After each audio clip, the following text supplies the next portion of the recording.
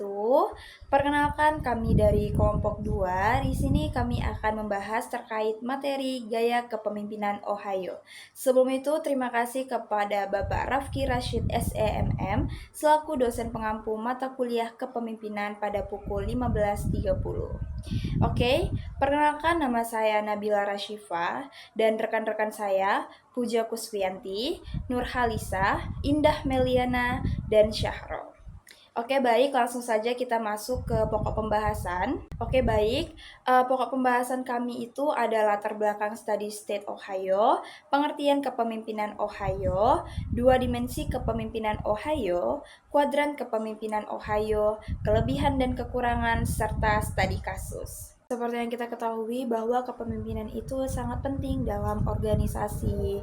Nah, pada awalnya kajian kepemimpinan ini berfokus pada trait theory, yaitu atau sifat bawaan yang dimana teori ini itu menekankan bahwa pemimpin yang efektif memiliki sifat bawaan tertentu seperti percaya diri, karisma, dan juga cerdas. Namun pendekatan ini dianggap kurang efektif karena belum bisa menjelaskan secara menyeluruh mengapa seseorang itu bisa menjadi pemimpin yang efektif, karena tidak semua individu itu memiliki sifat tersebut dan tidak semua individu juga berhasil dalam memimpin.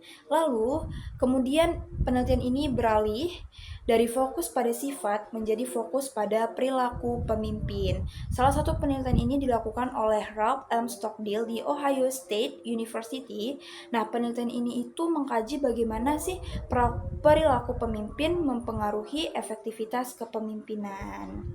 Nah, hasil penelitian tersebut itu menunjukkan bahwa terdapat dua dimensi dalam perilaku kepemimpinan, yaitu yang pertama adalah orientasi tugas, yaitu sejauh mana sih pemimpin itu menekankan pada pencapaian target, struktur kerja, dan penyelesaian tugas. Lalu yang kedua adalah orientasi hubungan.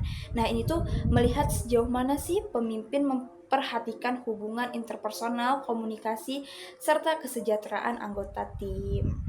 Jadi, apa sih sebenarnya gaya kepemimpinan Ohio itu?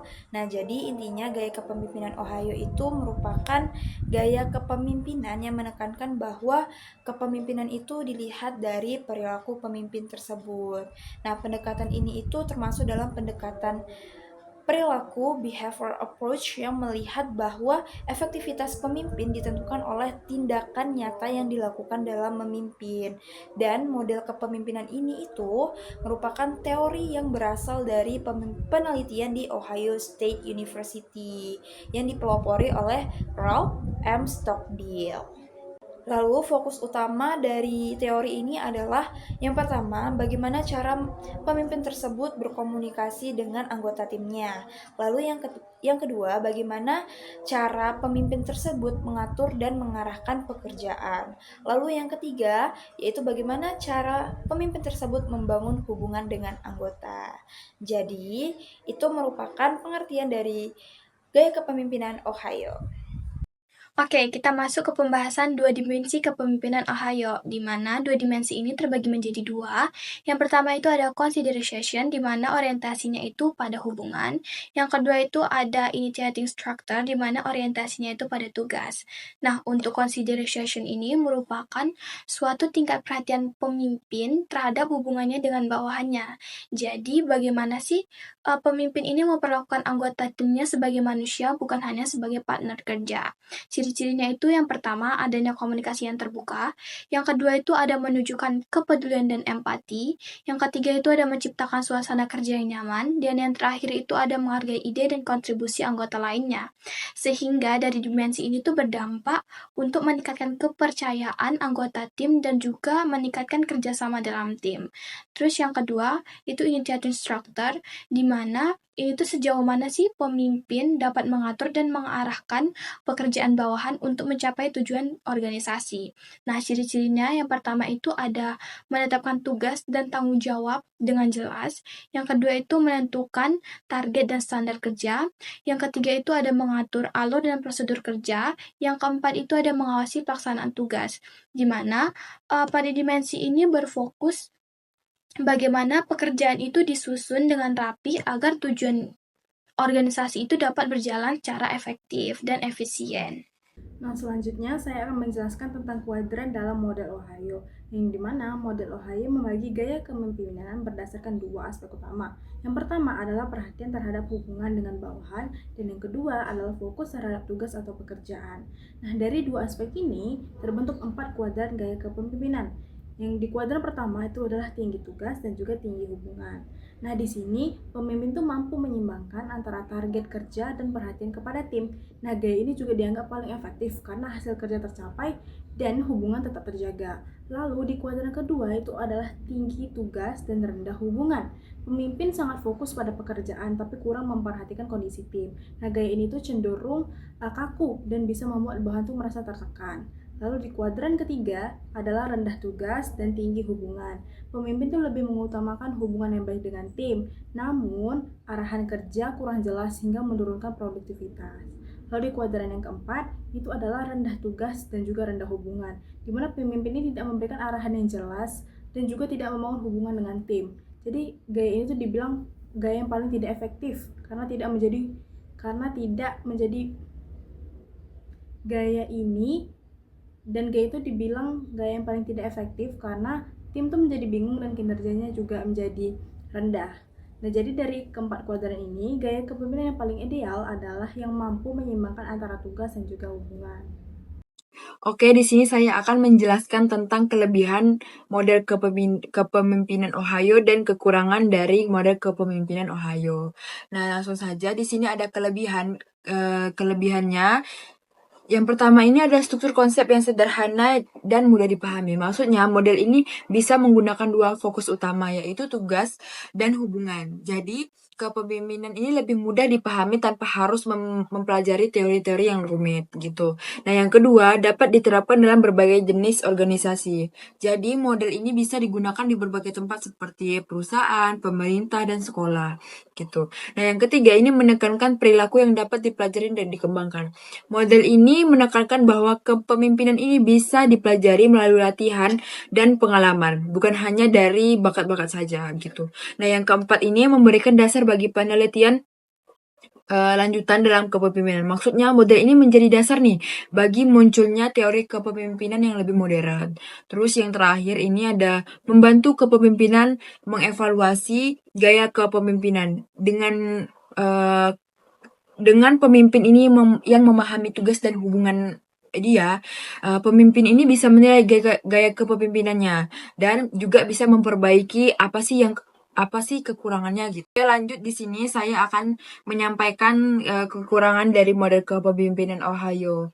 Kekurangannya ini memiliki 4 kekurangan. Yang pertama ini ada tidak mempertimbangkan faktor situasional secara spesifik. Maksudnya model ini tidak menjelaskan nih kondisi tertentu seperti krisis atau perbedaan karakter bawahan.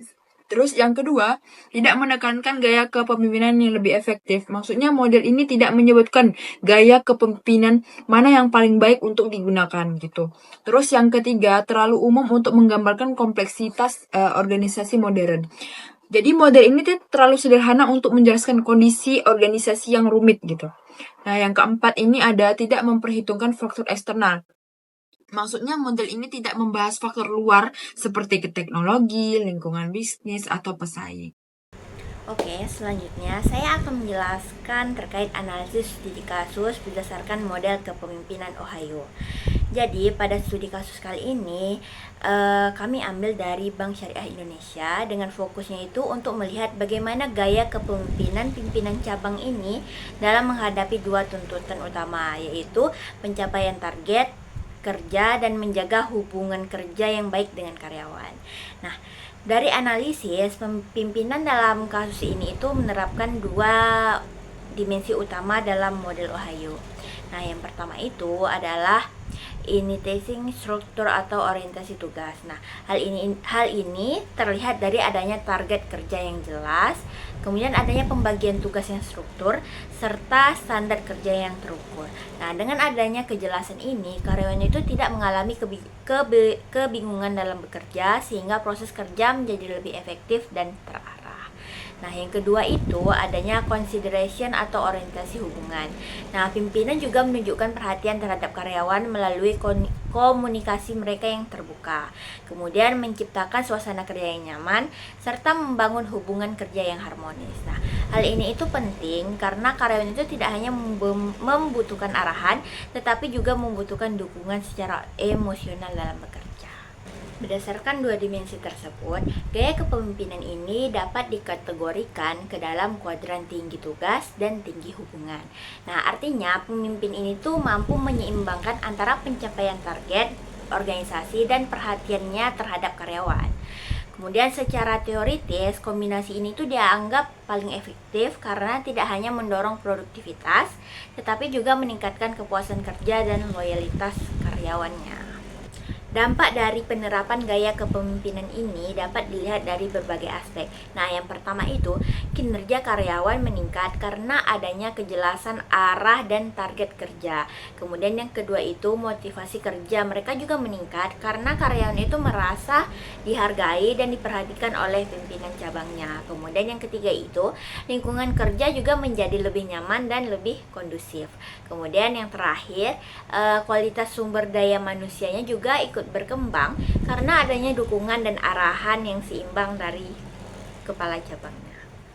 Nah, dari studi kasus ini menunjukkan bahwa keberhasilan kepemimpinan itu tidak hanya ditentukan oleh fokus pada tugasnya saja, tetapi juga oleh kemampuan pimpinan itu dalam membangun hubungan yang baik dengan karyawan-karyawannya. Oke, baik, itu tadi penjelasan dari teman-teman saya terkait gaya kepemimpinan Ohio. Dan kita sudah sampai pada kesimpulan, jadi apa sih gaya kepemimpinan Ohio? Nah, gaya kepemimpinan Ohio ini menekankan dua dimensi utama, yaitu orientasi tugas dan orientasi hubungan. Lalu yang kedua, kepemimpinan ini itu sangat efektif dicapai melalui keseimbangan di antara keduanya. Lalu, terdapat 4 gaya kepemimpinan berdasarkan kombinasi kedua dimensi. Lalu, penerapan yang seimbang dapat meningkatkan kinerja, motivasi, dan kualitas kerja organisasi. Jadi, itu terkait kesimpulan dari materi yang kami bahas. Sekian dari kami, terlebih terkurang kami mohon maaf. Wassalamualaikum warahmatullahi wabarakatuh. Baby, can I do it all, baby, can you